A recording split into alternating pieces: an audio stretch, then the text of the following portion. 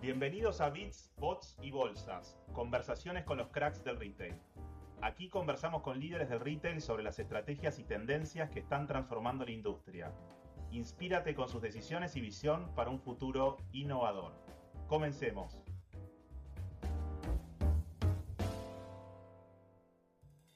Hola a todos, muy bienvenidos a un nuevo episodio de Bits, Bots y Bolsas. Hoy tenemos el inmenso lujo de conversar con Ignacio Gómez Escobar. Ignacio es una figura clave del retail latinoamericano con más de 40 años de experiencia. Eso es muy joven todavía, Ignacio, pero tiene mucha experiencia y reconocido como uno de los grandes pioneros del hard discount en la región. Ignacio fue el primer director de mercadeo en Almacenes Éxito, creador de FAM, la cadena que hoy conocemos como Jumbo, y coarquitecto de Tiendas de Uno en Colombia, un proyecto que lideró desde cero hasta superar las 2.200 tiendas. Hoy es cofundador de la Asociación Colombiana de Retail y asociado de Discount Retail Consulting en Alemania, desde donde asesora la expansión del hard discount en toda la región. Además, Ignacio es autor de 2 libros, uno titulado Cuando menos es más y el otro Cómo sobrevivir a los gigantes del comercio, y mantiene desde el 2005 uno de los blogs de retail más leídos de habla hispana. Ignacio, un placer enorme tenerte con nosotros. Lucas, muchísimas gracias, un saludo muy especial. Muy contento de estar aquí con ustedes a tocar estos temas del retail que son tan apasionantes. Absolutamente. Bueno, empecemos por ahí. Si quieres, cuéntanos un poquito de tu trayectoria, los inicios del hard discount, contanos brevemente cómo llegaste al retail, cómo empezaste tu carrera y qué te llevó al hard discount, ¿no? Bueno, realmente al retail llegué muy joven, eh, y llegué por lo que hoy es el Grupo de Éxito, que en esa época se llamaba Almacenes Éxito y todavía era una empresa familiar. Ahí estuve por 8 años, manejé todo lo que fue la estructura de distribución física inicialmente, lo que hoy se conoce como logística, y como lo mencionaste al principio, fui el primer director de mercadeo que tuvo la organización. Después de 8 años que me retiré de esa organización, siempre he estado trabajando de manera, de manera independiente. Hay un brinco en el tiempo muy largo que pasaron muchas cosas en el retail, pero para enfocarnos en la segunda pregunta que me hiciste, que fue la del hard discount, que cómo llegué yo al hard discount. Lo voy a resumir en pocas palabras. Algún día, alguien que entró a mi blog me escribió un mensaje en que me decía: tengo un proyecto interesante en Colombia, ¿a usted le gustaría acompañarme? Pues ese es mi trabajo. Yo le dije que claro que sí. Ese era un mensaje del señor Michel Olmi de Alemania, que fue la persona que, digamos, trasladó la idea del Aldi a, a Colombia. Ya pues realmente el hard discount no existía en Latinoamérica, salvo en México. Empezó un poco antes con 3B. Perfecto. Entonces ahí eh, iniciamos el proyecto. Como lo estabas diciendo, ellos estaban en Alemania, los inversionistas. Nosotros empezamos a desarrollar el proyecto aquí. Yo estuve con ellos varios años como externo, porque la verdad es que yo nunca fui un empleado directo de uno, hasta que en el 2013 más o menos, que cuando el Grupo Santo Domingo ya era el mayor accionista de tiendas de uno, pues me propuso emplearme y yo le dije que no. Eh, Después de eso, pues he estado en muchísimos proyectos, muchísimos no, en muchos proyectos de hard discount en Latinoamérica, tanto con tiendas más en, en Perú y con tiendas 3A también en Perú. Estuve con tiendas 3B en Bolivia, y, y he estado siempre moviéndome pues en ese tema de, del hard discount. Y como lo decías al principio, tengo un alto reconocimiento en ese formato a nivel latinoamericano. Es como como una sinopsis, que no creo que valga la pena pues profundizar más, pero así nació Tiendas de Uno, o sea, Tiendas de Uno, pero esto sí es anecdótico de lo que contaba Michelle. Eh, Estábamos en la crisis del 2008 en Europa y él trabajaba en un banco en Múnich y se encontró una revista donde encontró un artículo sobre algo. Entonces dijo, bueno, este puede ser un proyecto interesante en Latinoamérica. Empezó a explorar y definió que Colombia podría ser un país interesante para entrar. La única conclusión grande que podemos tener es que nunca jamás pensamos, cuando se inició ese proyecto, que debe uno llegar a ser en el hard discount lo que es en Colombia y lo que pesa en Latinoamérica. Ahora mencionaste el número de tiendas, tiene eh, Más de dos- 2.800, ¿no? Hoy, 2.780 tiendas hoy. Nunca pensamos que pudiera llegar ahí. Y impresionante. No, y además el ritmo de crecimiento, ¿no? De los últimos años, el nivel de expansión, casi comparable por ahí con un Oxxo en Latinoamérica, pero es increíble, ¿no? sí, sí, gente que creyó en una idea que al principio todo el mundo la consideraba como absurda, como un error, como una equivocación que se estaba cometiendo y, y como para resumir, lo que son los competidores no creían en que eso pudiera llegar a algún lado y menos los productores, menos los fabricantes. Claro. Fabricantes decían, eso no va a llegar a ninguna parte, no va a llegar a ninguna parte. Realmente los que nos apoyaron en el inicio fueron aquellos productores que por alguna razón conocían el formato de hard discount en Europa. Esos fueron los que primero nos abrieron la puerta. Y no se arrepienten porque empezaron pequeños y hoy son muy grandes, son empresas muy grandes y poderosas. Ignacio, y conversábamos antes, tú me decías lo del llamado de atención al retail tradicional, ¿no? Respecto de la llegada ya con bastante fuerza bueno, Aldi, Lidl fueron precursores en Alemania, pero ya en Latinoamérica tenemos casos muy emblemáticos de hard discount. Explícanos un poquito más acerca de por qué ves ese llamado de atención. También qué tendencias ves a nivel mundial, más allá de Latinoamérica, que explican el éxito del hard discount y por qué el retail tradicional crees que hoy se está quedando un poco dormido, ¿no? Pues primero que todo porque sigue pensando que el futuro, que el futuro de ellos no es por ahí. Nadie les está diciendo pues que cambien de manera de pensar ni de manera de actuar, pero lo que sí tienen que tener en cuenta es que hay otra estructura de retail que ni siquiera podríamos denominarla un competidor, que es una estructura muy sólida, basada en principios muy básicos y muy simples y con una estructura de costos totalmente controlada. Por ejemplo, eh, el portafolio limitado, el manejar 600, 700 SKU, como lo manejan todavía de uno, o manejar 2000 o 2500, como lo maneja Andy, frente a unos portafolios de 15, 20 o 25.000 SKU, donde está completamente demostrado por el resultado de la registradora que es mucho más vendedor un formato de 700 SKU, cuyas ventas se soportan en volúmenes muy altos de cada SKU, con una rotación muy fácil, bueno, muy fácil no, con una rotación que se puede controlar frente a 15, 20, 25.000 SKUs que no las maneja absolutamente nadie y tienen unos costos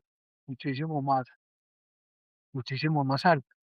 Claro. Cuesta trabajo entender, cuesta trabajo entender muchas veces para ese retail, aunque ya algunos lo están haciendo, pues, o sea, hay una cierta tendencia en el mundo en que el retail vaya disminuyendo el portafolio.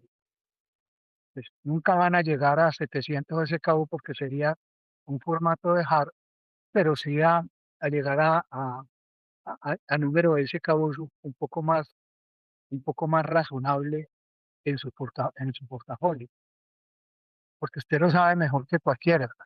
El negocio del retail es un negocio de rotación, es un negocio de rentabilizar el capital que se invierte en inventario. Entonces, cuando yo tengo 600 SKU y mis volúmenes de venta son eh, y van creciendo de manera exponencial, no van a rotar lo mismo ni van a producir lo mismo 15.000 SKU que rotan de una manera lenta. Tendrán algunos de alta rotación, pero se salen totalmente del esquema. Entonces, eh, digamos, ¿en qué se fundamenta eso? ¿Qué es lo que, primero que todo, en un portafolio limitado?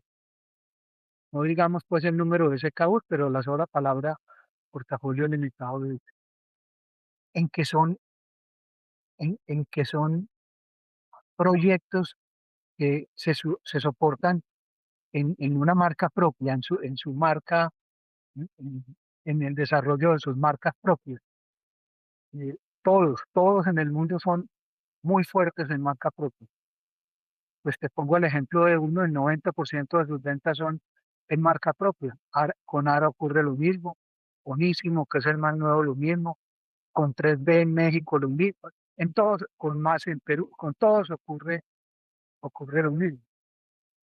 Entonces mira que cuando un formato de esos entra en, en marca propia, se convierten en productores por encargo. Claro, El retail es el que maneja la producción de sus marcas propias y consigue unos terceros que se las fabriquen, de acuerdo con sus propias fórmulas, sus propios empaques, etcétera.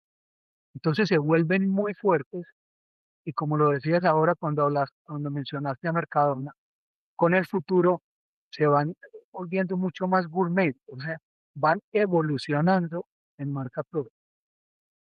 La marca propia del retail convencional tiene unas diferencias, pues no van orientadas a soportar el negocio, sino a mostrarle al mercado que tienen unas marcas propias que seguramente las venden un poco más económicas y que tienen un portafolio grande y que ese portafolio les permite una exhibición mucho más amplia en las góndolas, por ejemplo.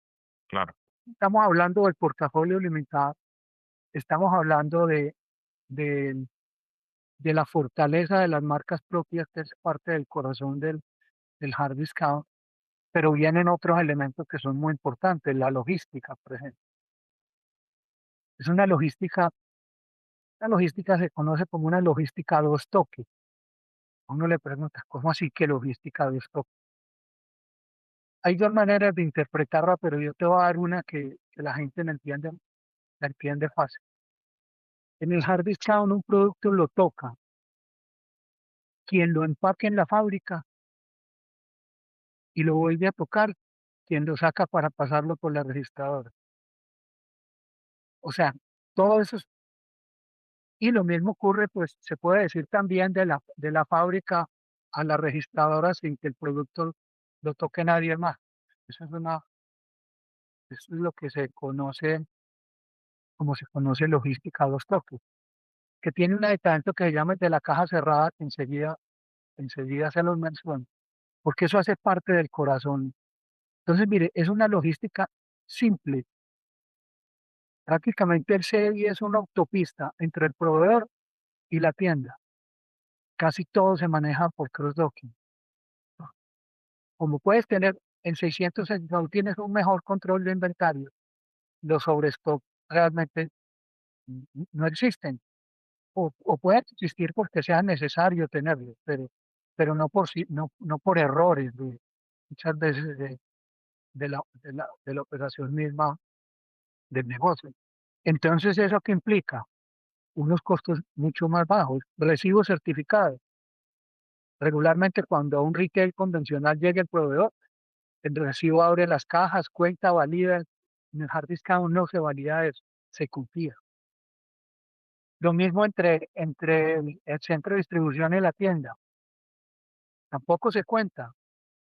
La tienda se hizo para vender, no para recibir y contar. De hecho, los inventarios de las tiendas se cargan desde el centro de distribución. Los operadores de la tienda no tienen nada que hacer a ese nivel. Entonces, mire que son cambios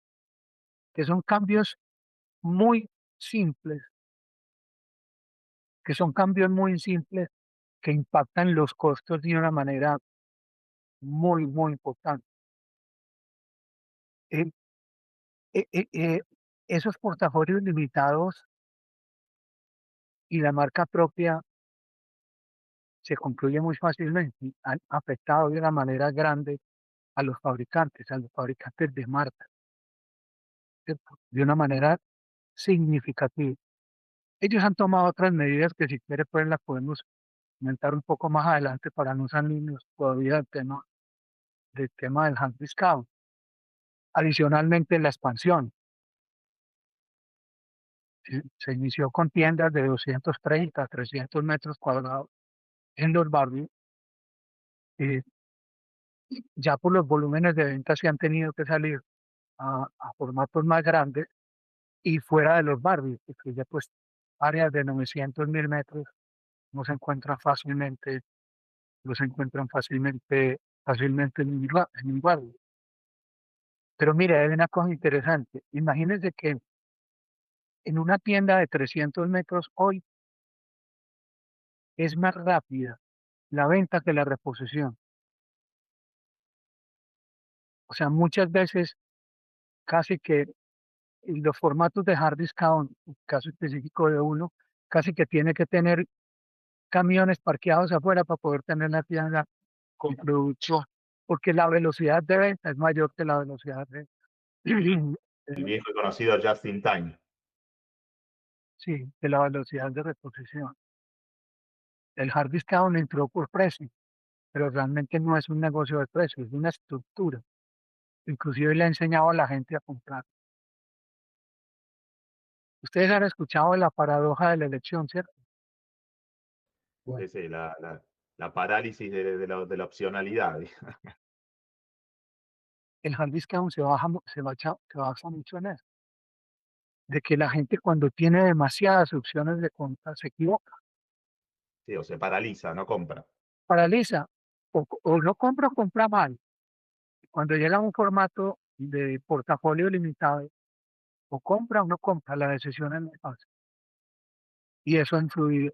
Entonces, de alguna manera, eso le ha enseñado a la gente a comprar, porque después de que prueban un producto, les gusta, vuelven y lo compran sin pensar mucho. Y usted sabe que están en esto del retail, que el chofer de Bobby compra en muchas partes, es mucho más rápido, ya no es fiel a nada, puede ser leal a algunas marcas o a algunas tiendas, pero muchas veces compra en diferentes sitios. La canasta, la canasta básica tiene muchos más sitios para comprar, entonces en eso han influido mucho este tipo de negocios de pescado. Muy interesante.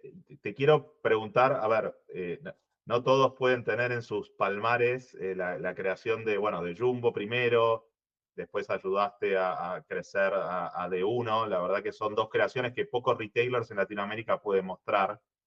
Si tuvieras que quedarte con un solo momento, una decisión, una semana, un cliente, donde sentiste que este formato realmente había cuajado, ¿cuál sería? Si recuerdas una anécdota.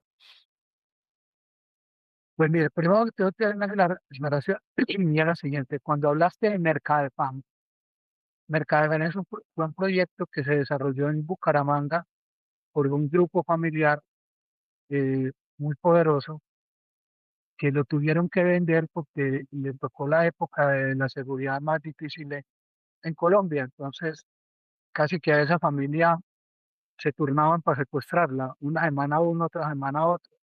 Entonces ellos optaron por vender el formato Mercadefam. Eso se lo vendieron inicialmente a Carrefour. Y cuando Carrefour se fue de Colombia, lo compró Cencosud, que es eh, el dueño, el dueño de Jumbo. esa claridad pues es un poquito importante porque yo participé en el desarrollo desde el día cero en Mercadefan. Yo digo, a mí me tocó poner el primer frasco en una góndola, o sea, partir de cero, que fue lo mismo que me tocó hacer en D1, partir de cero, conseguir, conseguir crear la sociedad, conseguir las primeras personas, abrir las primeras tiendas, y a medida pues que fue creciendo, se fue consiguiendo mucho más personal a la medida que el negocio lo iba existiendo. O sea que los dos grandes momentos que me estás preguntando serían la creación, el inicio de Mercadefan y el Inicio de uno. inicio de uno. También fue importante el inicio de 3A en Perú, porque también me tocó, pero más externo, menos metido en el barro, como decimos aquí, en la operación de negocio. Y otro momento muy importante fue mi paso en Almacenes de Éxito como director de mercadeo, porque era una empresa que no tenía marketing, solamente las ventas de Almacenes de Éxito en esa época eran una luz, sigue siendo pues un formato muy grande, el segundo en importancia a nivel nacional, pero tuvo que hacer adecuarlo a un marketing que no existía. ¿Sí? Manejar un retail en esos años era muy diferente a lo que se hace en un retail hoy. Entonces también fue un punto muy importante, sobre todo porque fue el comienzo de mi carrera, todo ese tipo de cosas que son importantes en la vida.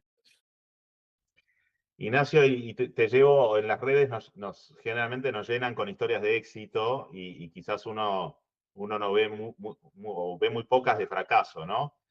Yo siempre le recuerdo a mi equipo una frase de Churchill que dice, el éxito no es final, el fracaso no es fatal, lo que importa es el coraje de continuar.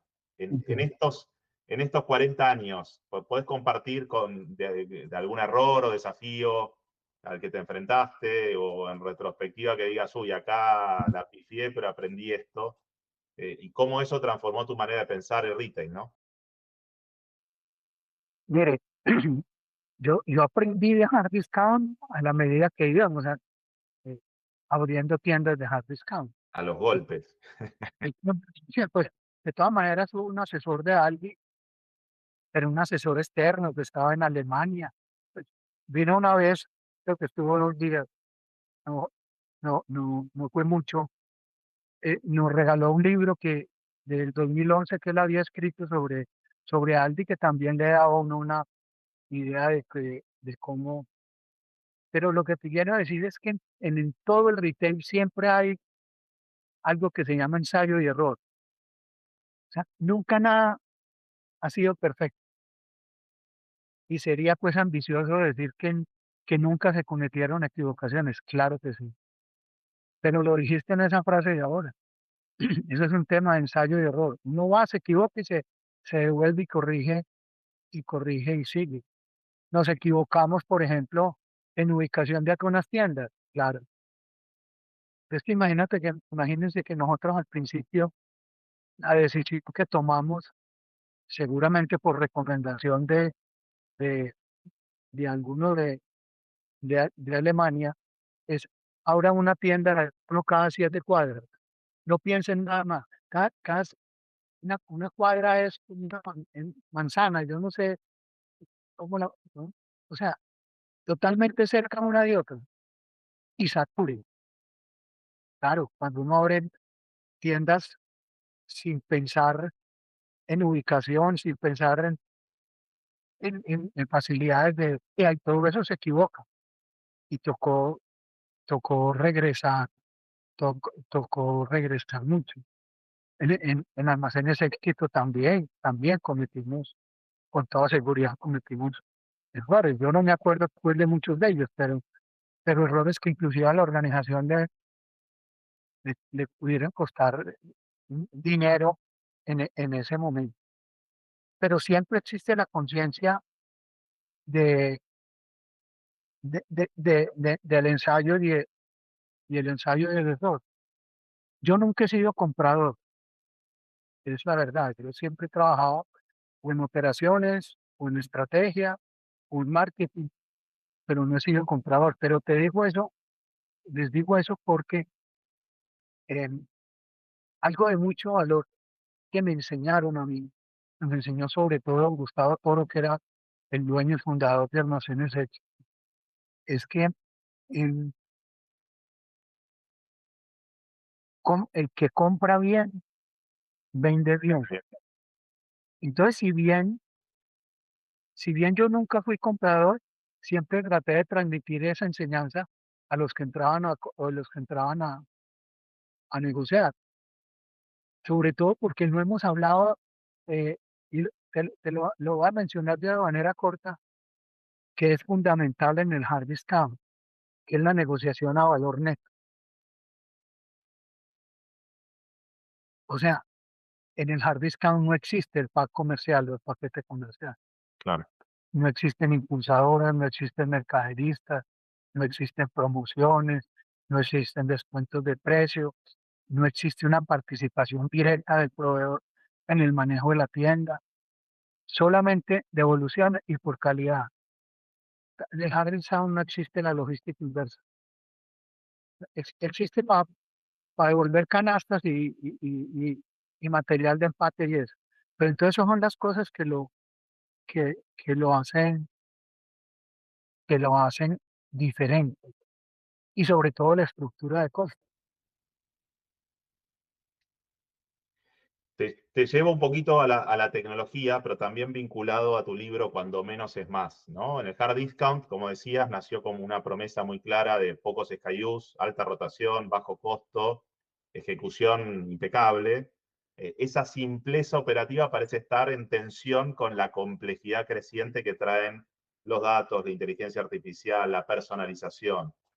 ¿Cómo ves esa tensión hoy? ¿Qué ejemplo tienes en donde la simpleza combinada con la tecnología puede hacer que aumenten las ventas o que mejoren la rentabilidad?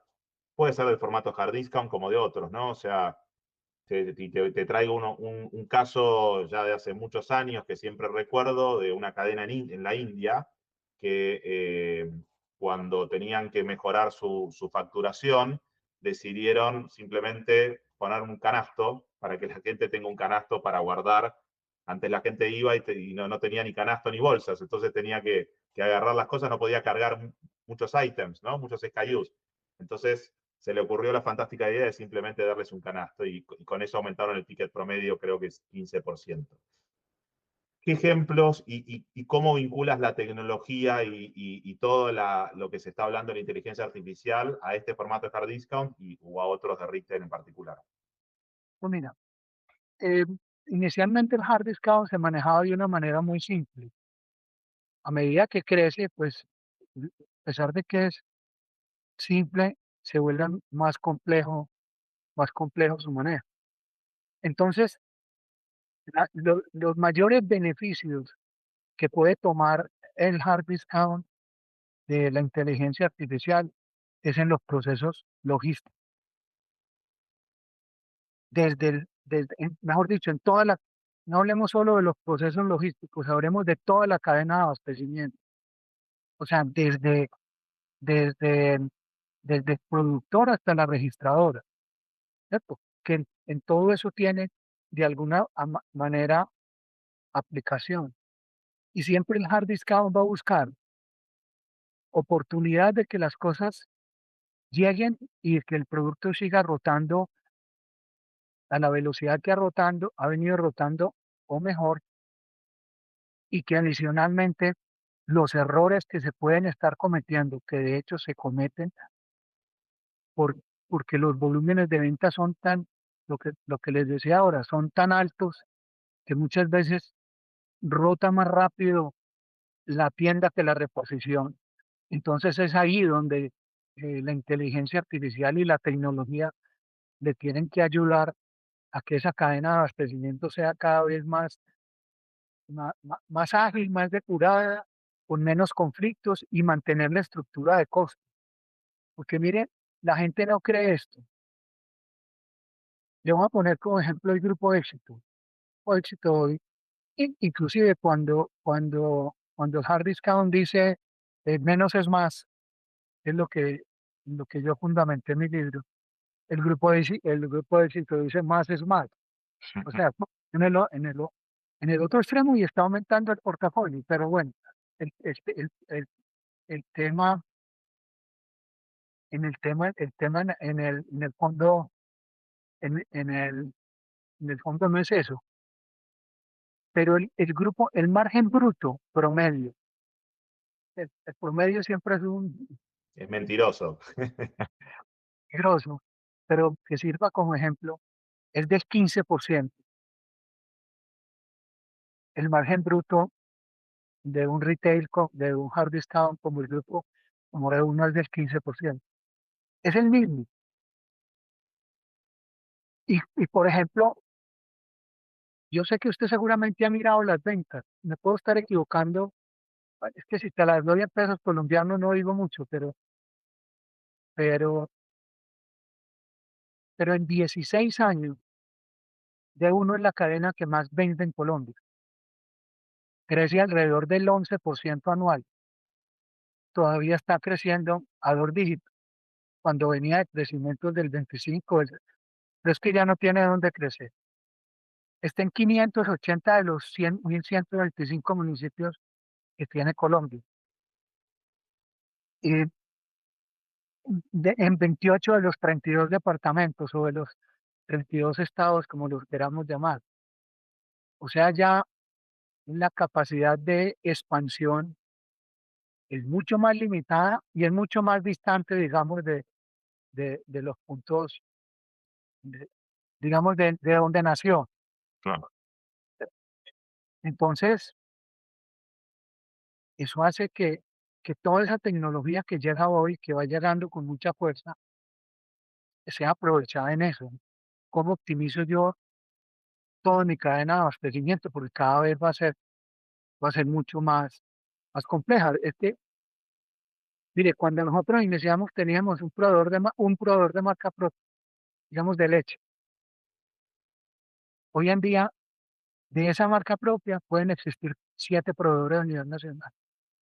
Entonces ya lo regionalizan. O sea, ya está volviendo más complejo la operación de conseguir el producto Claro. y encontrar muchas veces quien tenga capacidad de producción para seguirle el ritmo se vuelve mucho más complejo. Ignacio, y un poco siguiendo este hilo, en tu blog comentaste hace poco el caso de Aldi, pasando por las Ghost Brands, ¿no? Las marcas fantasma, a marca directa y también la entrada de Unilever en Mercado Libre, ¿no? Con logística a 31 departamentos en Colombia. Si tuvieses que apostar a una transformación que va a redefinir el hard discount en los próximos años, ¿cuál crees que sería? Pero el hard discount tiene que evolucionar. De alguna manera, si bien no es un hard discount clásico, si no lo podemos llevar más a un soft discount, un buen referente de lo que va a pasar es Mercadona. Pues no, no es un hard discount realmente. Lo podemos más pensar como en un soft discount. Es un referente interesante por la evolución de sus marcas, etcétera, etcétera.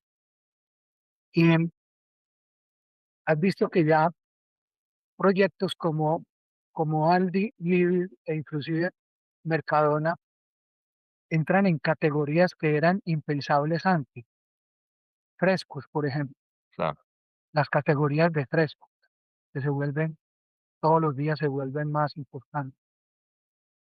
Unas categorías que han venido creciendo no solo en el hard discount, sino en el retail convencional, que son los productos preparados, los alimentos listos para consumir. En estos días leía que ya más del 20% de las ventas de Mercadona son en ese tipo de productos. Y anecdóticamente un proyecto que yo manejé en Aruba, de un retail convencional, pues tradicional, o también trabaja en ese tipo de formatos, eh, entramos en, en los productos preparados. Y hoy en día el 30% de las ventas de ese formato son en alimentos preparados. O sea, la zona de, listo para consumir, tanto dentro de la tienda como listo para llevar, se vuelve muy importante, muy importante. Inclusive Mercadona se atreve a decir que el futuro de las cocinas está en riesgo Claro, por, por ese tipo de, por ese tipo de desarrollo. La premurización de las marcas propias también es fundamental, ¿cierto? Pero entonces, eso es como, como parte de la evolución. Uno podría decir, ¿será que se está acercando al retail convencional? Podríamos pensar de alguna manera que ligeramente sí, pero manteniendo sus principios de simplicidad y control del costo. Es que imagínate que una tienda de 300 metros en D1 eh, de ventas pues, puede funcionar con 3 personas o con 6 personas máximo. Usted ve una tienda igual a esa en un formato convencional y se encuentran con 12 o 13 personas. No dejan espacio para comprar los trabajadores muchas veces porque tienen que hacer muchas operaciones. Ahora te hablé de la caja, lo llamamos la caja rota, porque en la logística que no terminamos, todo se maneja paletizado, absolutamente todo.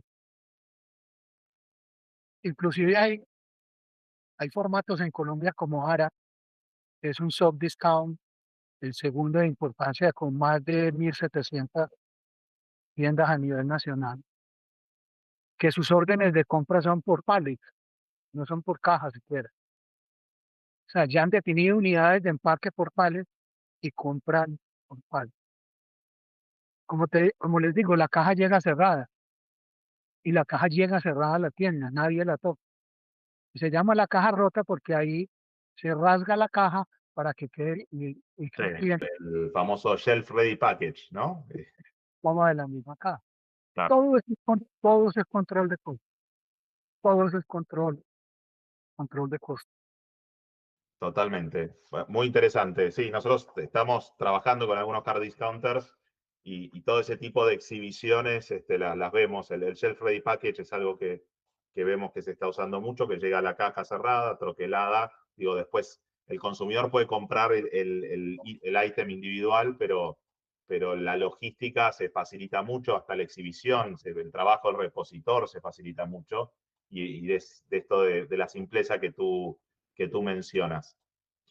Para ir cerrando, Ignacio, hay un libro de Clayton Christensen que se llama ¿Cómo medirías tu vida? Y el autor interpela al lector con una pregunta que te quiero trasladar a una versión tuya, ¿no? Después de 40 años en retail, dos cadenas en las cuales, o varias cadenas en donde participaste en la incepción, dos libros publicados. ¿Qué legado querés que quede del trabajo que hiciste y qué consejo le darías a alguien que recién está empezando en esta industria hoy?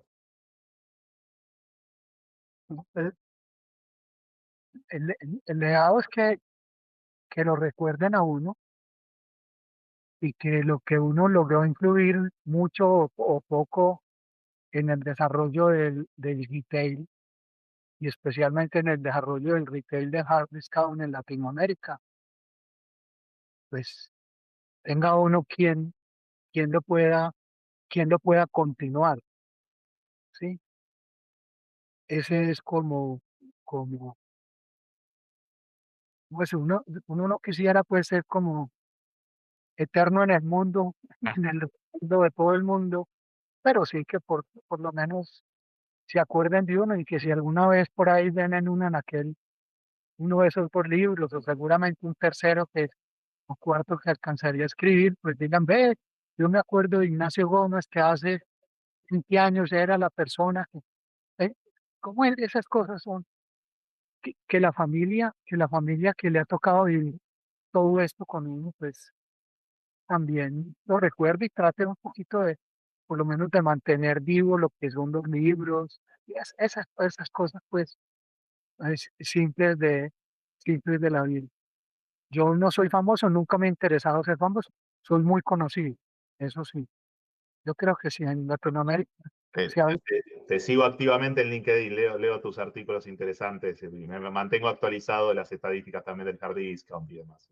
aquí, aquí llegan, eso, eso fue, y no, pues, y la otra pregunta que me hiciste es qué, No, aquellos que recién están empezando hoy, ¿qué consejo le darías? hay que darle con fuerza, con decisión, equivocarse y corregir. Hoy más Eh, que nunca, ¿no? Con la inteligencia artificial, hay que, como decía Churchill, el fracaso no es fatal, lo que importa es el coraje de continuar. esa. Y lo que pasa es que la inteligencia artificial también puede ser una trampa en algún momento, ¿eh? Porque te marca el camino y, y la gente supone, y uno podría suponer que es el camino adecuado a seguir, pero el mundo, el mundo también va, el mundo también va cambiando. Y digamos que un mensaje que yo querría dejar en este momento, que no tiene que ver con lo que me estás preguntando, pero que es importante, es que las marcas se pellizquen, porque la marca propia se las va a tragar.